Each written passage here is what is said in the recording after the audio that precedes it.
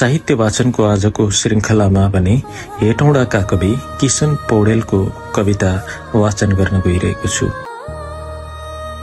बा अभावका पहाडहरू बोकेर मुगलानतिर भासिनु भयो। बा अभावका पहाडहरू बोकेर मुगलानतिर भासिनु भयो।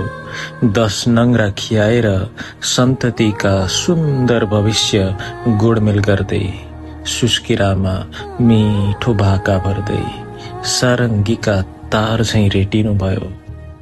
बा पौरखी हातहरू फैलाएर दरिलो छाती बोकेर फौजीमा भर्ती हुनुभयो। सन्ततिहरूको भविष्य सुनिश्चित गर्न अरूकै शत्रुहरूसँग लड्दै बहादुर बन्नुभयो। बा अभावका पहाडहरू बोकेर मुगलानतिर भासिनु भयो। बा एकल गोरुहरू नारेर पाटो बारीमा दिनभरि गोरुसँगै नाचिरहनु भयो। सन्ततिका सपनाहरू बुन्दै खेतका गरा गरामा कोदालीसँग परेड खेलिरहनु भयो। दिनभरि बाउसे गरेर थाक्नु भएको बाको निधारमा मैले कहिल्यै पनि थकान देखिन।